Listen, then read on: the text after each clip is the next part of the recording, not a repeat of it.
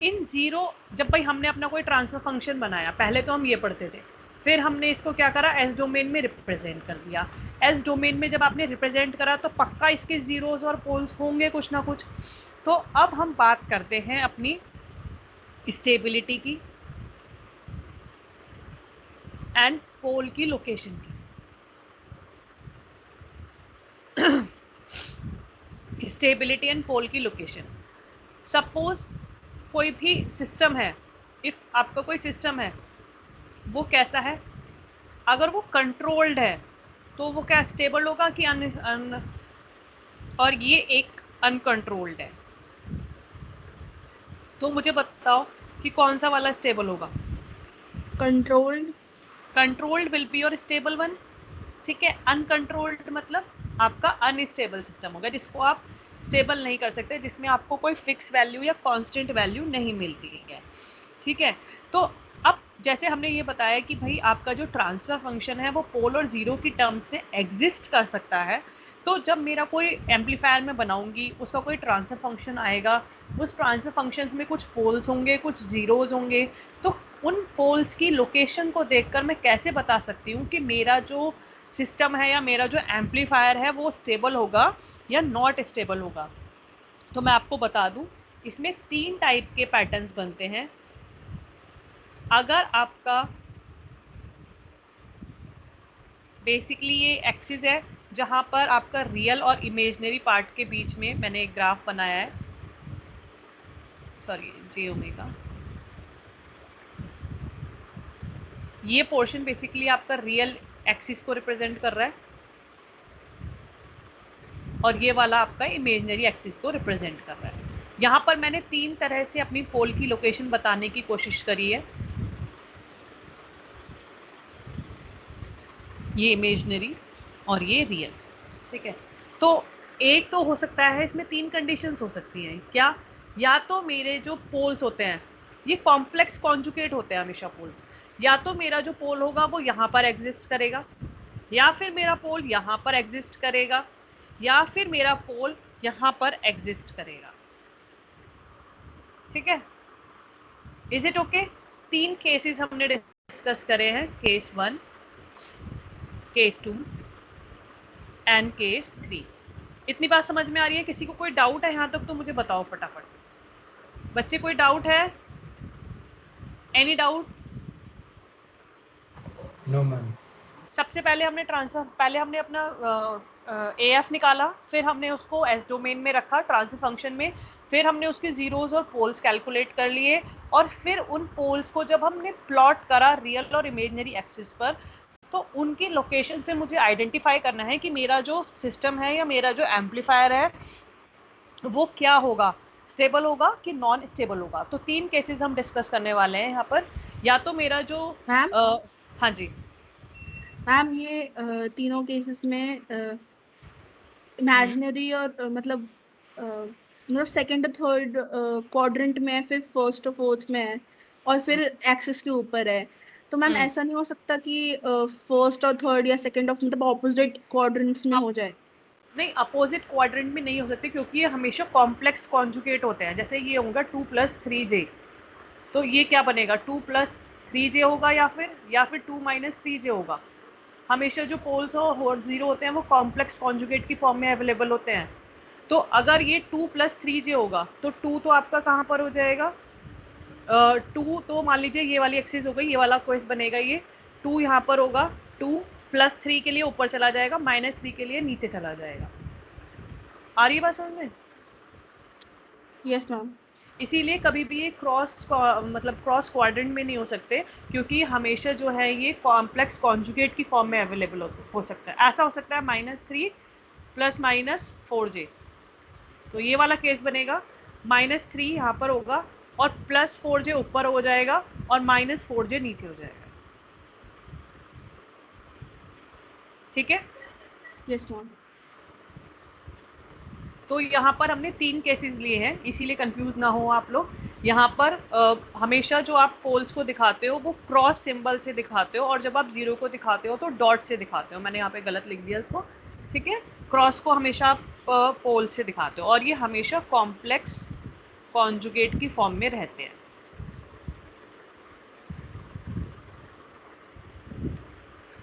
ठीक है, अब पहला केस में अगर हम डिस्कस करें, जो कि मेरा बन रहा है ये वाला केस, जिसमें कि रियल भी ये ऐसे केस बन रहा है कुछ जे ओमेगा वाला।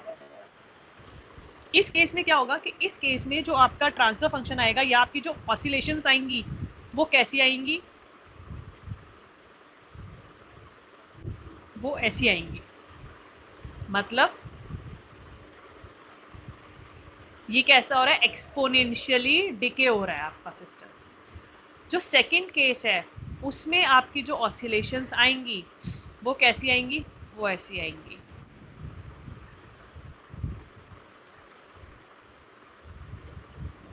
ठीक है, और जो थर्ड केस है, थर्ड केस के अंदर आपकी जो ऑसिलेशंस आएंगी वो ऐसी आएंगी। तो मैं आपको बता दूं कि भाई ये वाला जो केस है, इन दोनों में से मुझे बताओ केस 1 और केस 2 में से विच वन इज स्टेबल।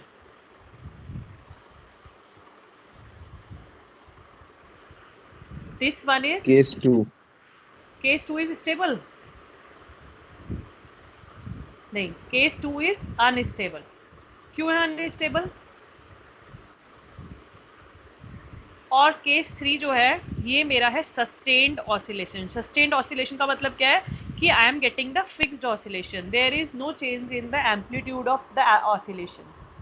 जो हम जैसे टिंकर कैड पे हम परफॉर्म करते हैं, तो टिंकर कैड में क्या होता है कि हमारे पास ये वाला ऑसिलेशन आता है। जैसे मैंने कोई वो बनाया था, आरसी ऑसिलेटर बनाया था, वेन ब्रिज बनाया था, या स्क्वायर वेव जनरेटर बनाया था, तो क्या हो रहा था, ऑसिलेशन आती है लेकिन एक पर्टिकुलर टाइम के बाद जो है ऑसिलेशंस बिल्कुल जीरो हो जाती हैं। दैट रिप्रेजेंट कि मेरा जो सिस्टम है that is stable, but to get the sustained oscillation I need to put my poles on the imaginary access.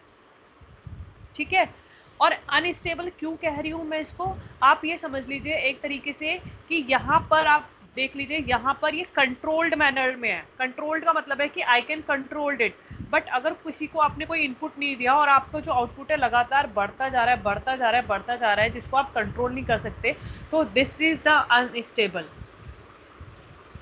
Are you able to understand this concept? Yes ma'am. है ना? तो यहाँ पर पोल के साथ हमने क्या करा है, आपकी स्टेबिलिटी को डिस्कस करा है कि पोल और स्टेबिलिटी ऑफ द एम्पलीफायर कैसे हो सकते हैं। Is it okay? और यहाँ पर this is okay.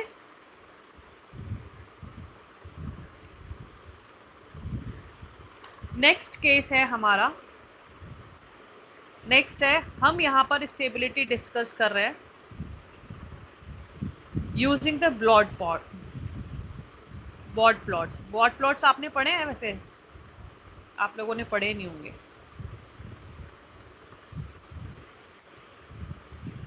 Sorry, study using Bode plots. आपको इसका कभी नाम सुना है, बॉड प्लॉट?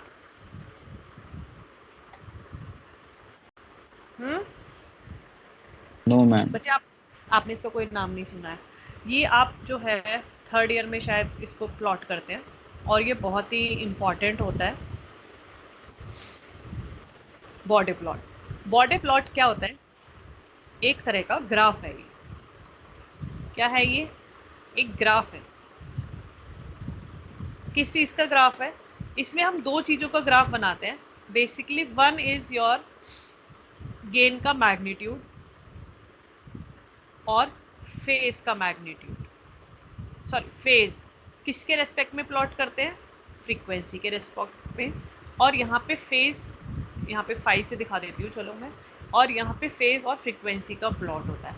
तो body plot basically it is a graph which represent your frequency response, and it represent the magnitude of the gain, or you can say in the dB। और यहाँ पर ये फेज भी फ्रीक्वेंसी के respect में plot करते हैं। तो अब इस प्लॉट की हेल्प से आप कैसे फाइंड आउट कर सकते हो कि आपका जो एम्पलीफायर है वो क्या स्टेबल है कि स्टेबल नहीं है। तो इसे करने के लिए, क्योंकि अभी आपको इतना ज़्यादा इसके बारे में पता नहीं है, और इतना ज़्यादा हम डिस्कस भी नहीं कर सकते। मैं आपको सीधा एक प्लॉट बना के दिखाती हूँ।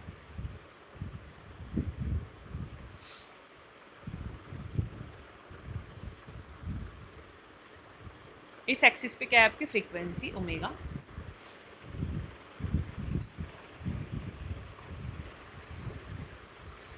ये इस एक्सिस पे भी क्या है आपकी फ्रीक्वेंसी ओमेगा। मैंने साथ में दिखा दिया है, आप चाहें तो अलग भी दिखा सकते हैं।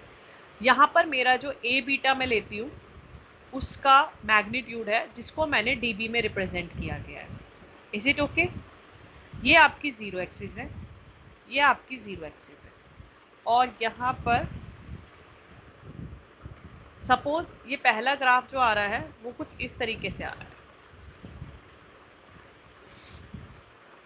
और सपोज जो फेज वाला ग्राफ है वो कैसा आ रहा है, वो मेरा सपोज वो थोड़ा नीचे से स्टार्ट हो रहा है मेरा, जो कि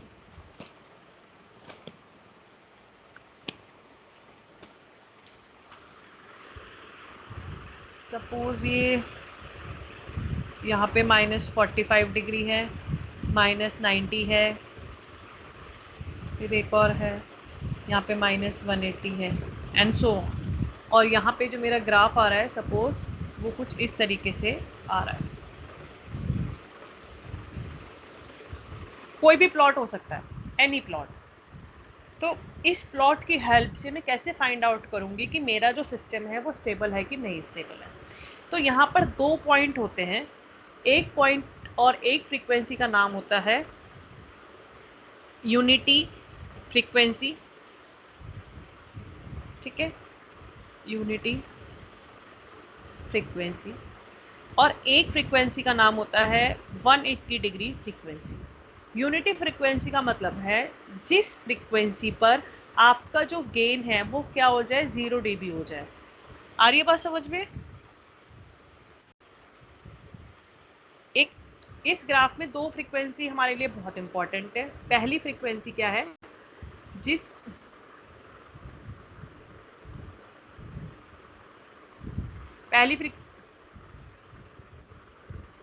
पहली फ्रीक्वेंसी क्या है, जिस फ्रीक्वेंसी पर मेरा जो गेन है वो क्या हो जाए, 0 dB हो जाए। आ रही बात समझ में? और दूसरी वो फ्रीक्वेंसी है जिस पर मेरा फेज क्या हो जाए, 180 डिग्री हो जाए। तो कोई मुझे बता सकता है वो फ्रीक्वेंसी कहाँ पर होगी? एक पॉइंट तो मैंने ये मार्क कर दिया, और एक पॉइंट जो है सपोज वो ये वाला पॉइंट है, दिस पॉइंट, ठीक है। तो अब मुझे बताओ कि ओमेगा 0 कौन सा वाला पॉइंट होगा? आपके पास 2 ऑप्शन है, एक ब्लू और एक ये पर्पल कलर का। तो ओमेगा नॉट ब्लू है कि पर्पल है, और ओमेगा 180 जो लिखा हुआ है वो कौन सी फ्रीक्वेंसी है? पहले आप इस ग्राफ से देखकर मुझे बताओ।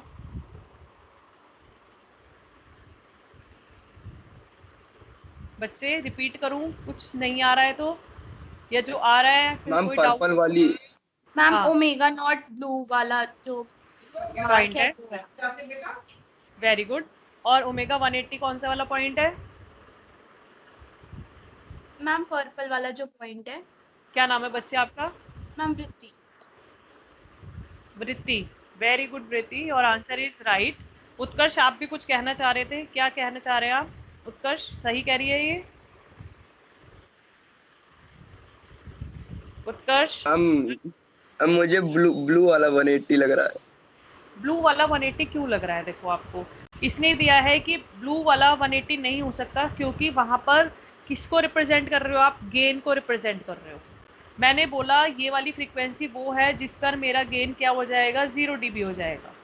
तो ये वो वाली फ्रीक्वेंसी कौन सी है? ये वाला एक्सिस है, ये गेन का एक्सिस है। एक्सिस 0 कहाँ पर हो रहा है? इस फ्रीक्वेंसी पे हो रहा है, ब्लू वाली पर।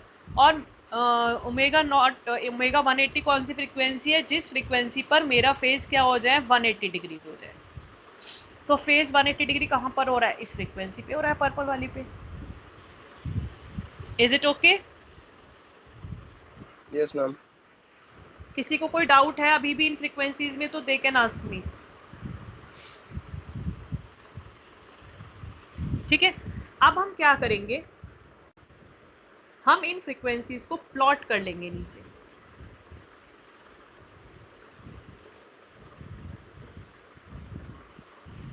ठीक है, और इस फ्रीक्वेंसी को मैं ऊपर प्लॉट कर लूंगी।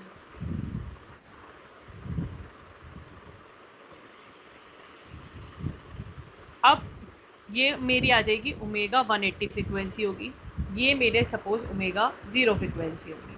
तो ये वाला जो पोर्शन है,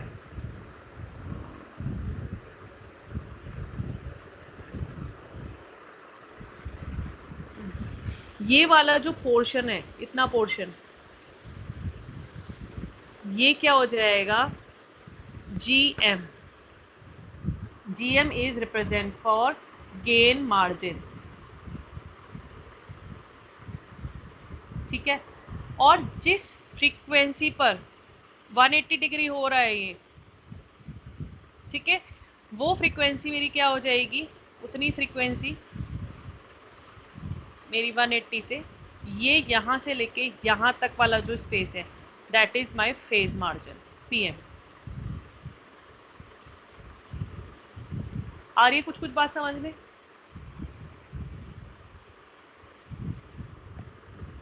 या दोबारा बताऊं? जल्दी बोलो फटाफट।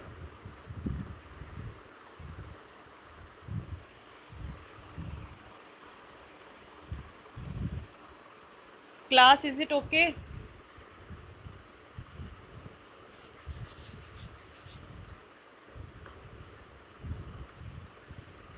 कोई रेस्पॉन्ड मिलेगा मुझे? अब स्टेबिलिटी कैसे चेक करोगे? स्टेबिलिटी चेक करने के लिए, अगर आपका एट ओमेगा 180 फ्रीक्वेंसी पर आपका जो गेन मार्जिन है वो कैसा आ रहा है, नेगेटिव आ रहा है, तो आपका एम्पलीफायर कैसा हुआ, स्टेबल हुआ।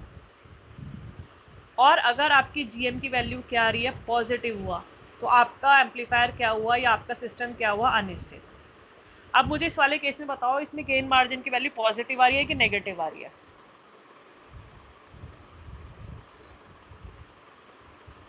प्लीज रिप्लाई, बोलो भाई। I am audible?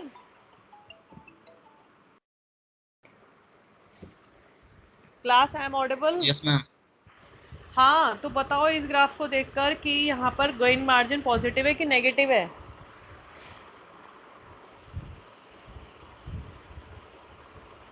Ma'am positive है। गेन मार्जिन पॉजिटिव है, कैसे भाई? देखो ये 0 से ओ,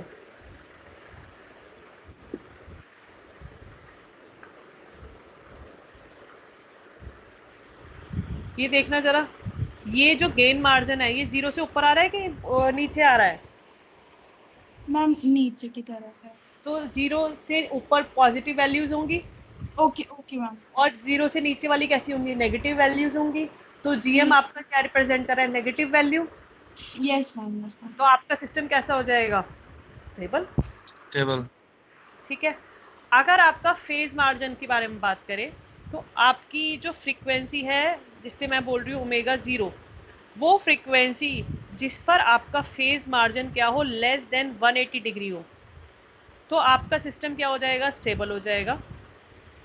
और अगर आपका PM जो है फेज मार्जिन ग्रेटर देन 180 हुआ, तो आपका सिस्टम क्या हो जाएगा, अनस्टेबल हो जाएगा।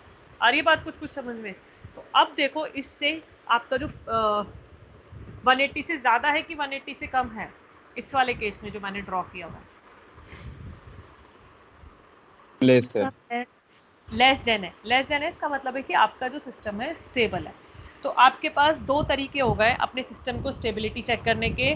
One is using the location of the poles, कि भाई पोल कहाँ पड़ेगा उसका, और one is using the Bode plot. Bode plot के केस में आपको गेन मार्जिन और फेज मार्जिन निकालना आना चाहिए, और अगर आप गेन मार्जिन आपका नेगेटिव है उस फ्रीक्वेंसी पर, तो आप कह सकते हो कि स्टेबल है, और अगर आपका phase margin less than 180 degree है उस ओमेगा नॉट फ्रीक्वेंसी पर, तो आप कह सकते हो कि आपका सिस्टम स्टेबल है। तो अब मुझे बताओ, अगर किसी और को कोई डाउट हो तो मैं बताती हूँ आपको। बताओ मुझे, एनी डाउट, एनी प्रॉब्लम? चलो एक ट्राई करके देखते हैं, मैं ऐसी कोई रफ एग्जांपल लेती हूँ, फिर मुझे बताना कि इसमें गेन मार्जिन, फेज मार्जिन कहाँ पर बन रहा है।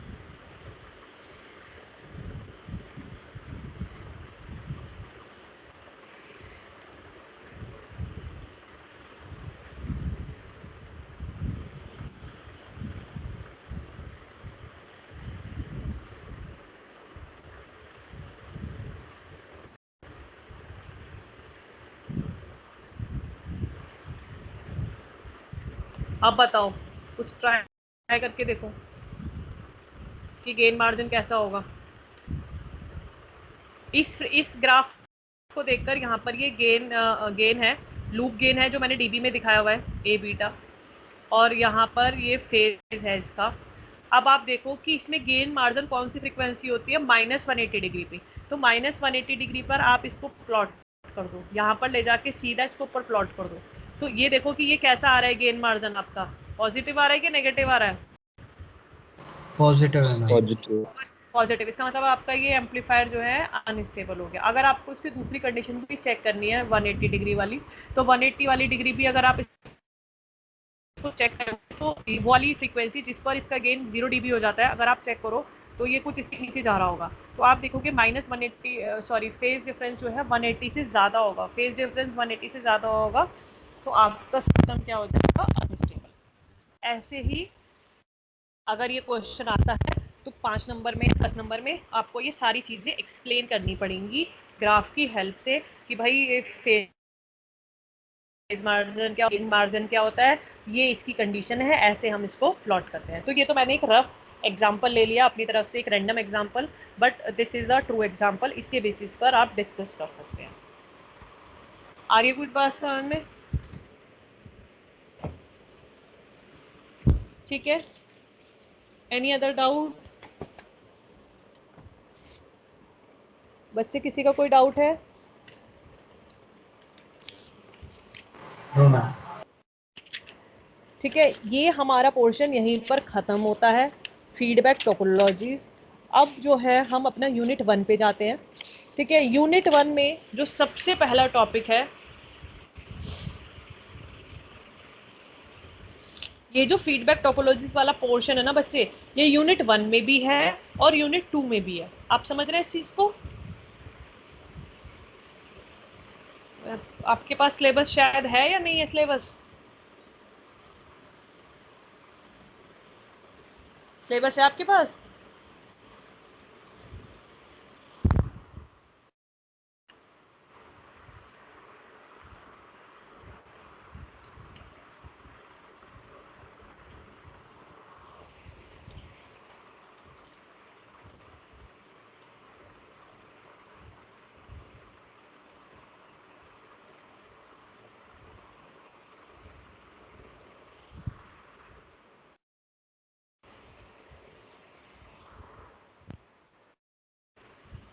Are you able to see the syllabus? बच्चे सिलेबस दिख रहा है आपको? Yes ma'am. Yes ma'am. तो आप ये देख लीजिए, ये फीडबैक टोपोलॉजीज वाला जो पोर्शन है ना, ये मैं इसको हाईलाइट कर देती हूँ, ये रहा, ये वाला जो पोर्शन है जो मैंने येलो कलर से हाईलाइट करा है, दिख रहा है? Gain margin, phase margin, stability का कंसेप्ट, ये जो हमने आज पढ़ा है। ठीक है, ये वाला पोर्शन यूनिट 2 का पोर्शन है। और सेम देखो, ये वाला पोर्शन जो है, इसने एम्पलीफायर मॉडल के नाम से voltage amplifier, current amplifier, transconductance amplifier और ट्रांस रेजिस्टेंस एम्पलीफायर। तो ये जो पोर्शन है ये यूनिट 1 में भी कवर हो रहा है और यूनिट 2 में भी कवर हो रहा है। Is it okay? ठीक है, is it okay class? Yes ma'am. ठीक है, ये दोनों यूनिट में कवर हो रहा है। और अब जो मैं यूनिट 1 स्टार्ट कर रही हूँ, that is I am starting from the diode circuit.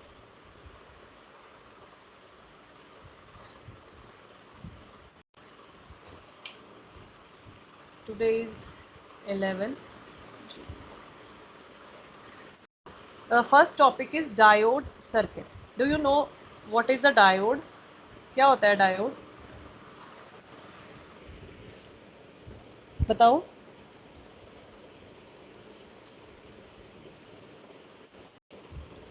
बताइए, what do you mean by diode?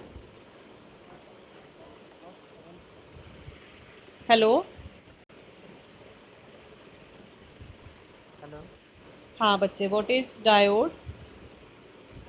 Ma'am, diode semiconductor flow. Ma'am, it's a semiconductor device okay, that what else? primarily conducts current in one direction. Okay, is it linear और non linear? Ma'am, non-linear. Why it is non linear? Ma'am, because it does not obey Ohm's law. Very good. Ma'am, the VI characteristic curve of a diode is not a state. Okay, ये सबसे बड़ा इसका जो बहुत जगह आपको पढ़ने के लिए मिलेगा, it is a non linear device and it is a semiconductor. How many terminals it has? हम 2। 2 terminal. Two terminals. What are the names of these two terminals? Can you tell me? क्या नाम होता है इनका? One is cathode and another is anode. Cathode positive होता है, negative होता है? Ma'am negative. कैथोड आपका नेगेटिव और एनोड आपका पॉजिटिव। ठीक है, अगर हम आप इसका सिंबल बनाते हैं तो कैसा सिंबल बनता है इसका?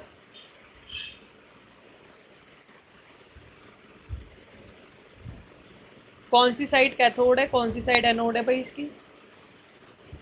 मैम अगर लेफ्ट साइड एनोड है एंड कैथोड है. ये वाली साइड इसकी एनोड है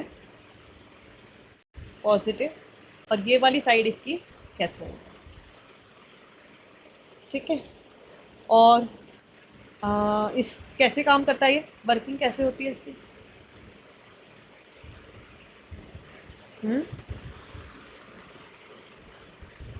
एनी आइडिया? ये कितने मोड में काम करता है ये?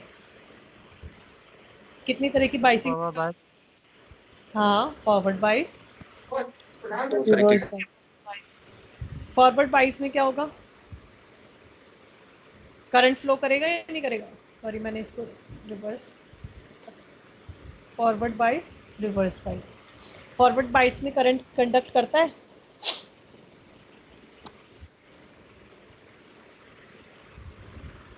फॉरवर्ड बाइस के अंदर ये एक ऑन सर्किट की तरह काम करता है, ये आपको पता है? ऑन स्विच की तरह काम करता है। और रिवर्स बाइस में ये ओपन सर्किट की तरह काम करता है। फॉरवर्ड में शॉर्ट सर्किट की तरह काम करता है, रिवर्स में ओपन सर्किट की तरह काम करता है। शॉर्ट सर्किट में करंट फ्लो होगा, ओपन सर्किट में कोई करंट फ्लो नहीं होगा।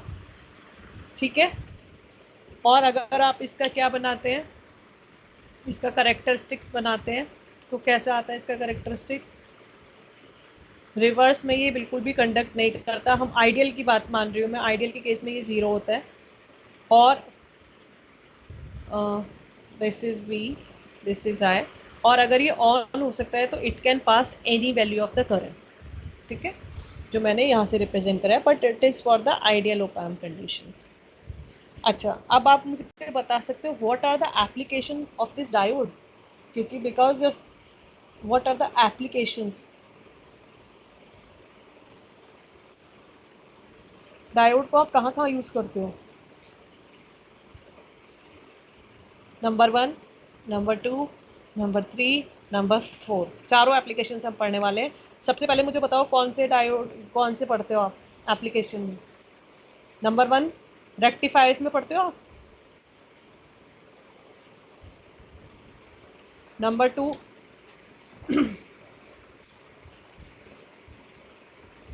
Logic circuits. Number 3 clipping circuits. Number 4 is your clamping circuit. तो अभी तो टाइम हमारे पास ख़त्म हो चुका है, सिर्फ 2 मिनट बची है।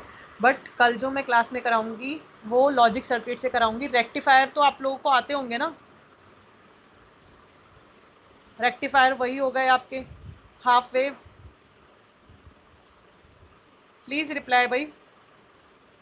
Full wave. मैंने ये ओपैम्प के साथ भी करा दिया था। फुल वेव में भी 2 तरह के होते हैं, ब्रिज टाइप या सेंटर टेप्ड। तो जो नॉर्मल आप रेक्टिफायर्स पढ़े हैं वही वाले रेक्टिफायर्स आप एप्लीकेशन ऑफ डायोड में पढ़ सकते हैं। आपके लिए जो ये तीन तरह के सर्किट हैं, ये आपके नए तरह की सर्किट हैं, ये हम डिस्कस करेंगे। ओके, क्लिपिंग क्लैंपिंग आपने पढ़े थोड़ी होंगे या पढ़े हुए हैं?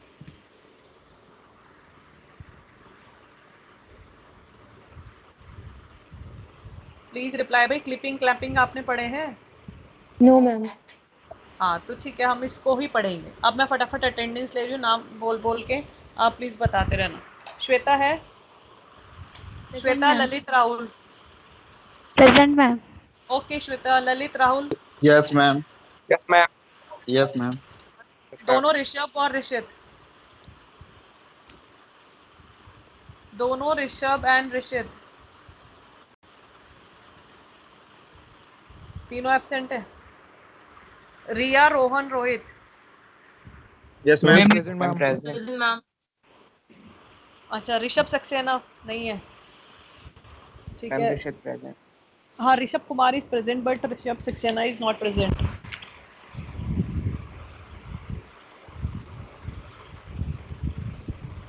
चलो, अच्छा रोहन और Rohit? Rohan, yes ma'am. Rohit present ma'am. Okay. Rohit Kumar Singh and Sagar Sakshi, दोनों था साक्षी? Singh present ma'am. ठीक है, सागर साक्षी दोनों ठीक मैम है। दोनों साक्षी साक्षी ठीक है, very good. Sameer, Sanchi, Sandesh? Present ma'am. Sameer Okay. Saifi present ma'am. Okay okay, Sandesh भी प्रेजेंट। दोनों सत्यम और Saumya? Present ma'am. Satyam Singh present ma'am. ठीक है, very good. Saurabh, Suraj, Saurabh, Sur, Shailesh and Shanigdh? Shanik present ma'am. Saurabh Sur present ma'am. Okay, Shailesh is on hold, very good. Shantanu, Shakib and Shashwat? Yes ma'am. Present Shashwat. Shashwat, Shakib, are you here? Shikhar, Shivam? दोनों Shivam? Yes ma'am, शिखर Chaudhary present ma'am. Present ma'am. Present ma'am. ठीक है बच्चे। Shivani Singh, Shivanki? Present ma'am. Okay, Shrey and दोनों Shruti? Present ma'am. Present ma'am. Okay, Shubh and Shubham? Shubh and Shubham? Present ma'am. Okay, Siddhant, Siddhant and Siddharth? Present ma'am. Present ma'am. Sparsh and Shupransh? Present ma'am. Shupransh? Suraj and Tanishk? Present ma'am. ठीक है, तान्या, दोनों Tanyas? Present ma'am. Tanya Ojha is not present, ठीक है। Tej and Tushar? Present ma'am. Yes ma'am. Okay. और उज्जवल, उज्जवल राणा, शुक्ला, त्रिपाठी? उज्जवल Rana present ma'am. ठीक है ठीक है ठीक है। उज्जवल त्रिपाठी उमेश, ओके बच्चे। Umesh, present Utkarsh? Ma'am. Present ma'am. Okay. Ma'am Utkarsh Rajput present. Ma'am Utkarsh Chaudhary present. Utkarsh Srivastava present. Okay, सारे उत्कर्ष प्रेजेंट हैं जो है मेरे पास लिस्ट में दिख रहे हैं। वैभव चौधरी वंश? एब्सेंट। हाँ, वैभव वंश? Okay. Vartika, Vritti and Yati? Vartika present. Preeti present present. Ma'am. Okay. Yash, Yash, सारे यश और बोल दो और जाओ तुम लोग जल्दी। Yash Sharma present ma'am. ठीक है। Yash Suri and Yash Yadav? Yes present ma'am. Okay. Yash Yadav?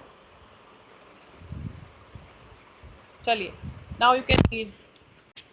Ma'am Rishabh का माइक काम नहीं कर रहा है। उत्कर्ष, तुम बस सबका यही बताते रहते हो मुझे, उसका माइक काम नहीं कर रहा, वो अपना बता लेगा मुझे जिसका माइक काम नहीं कर रहा। मैसेज कर दूं? Ma'am chat hand box raise में करा डाल। उसने। ठीक है बच्चे, थैंक यू।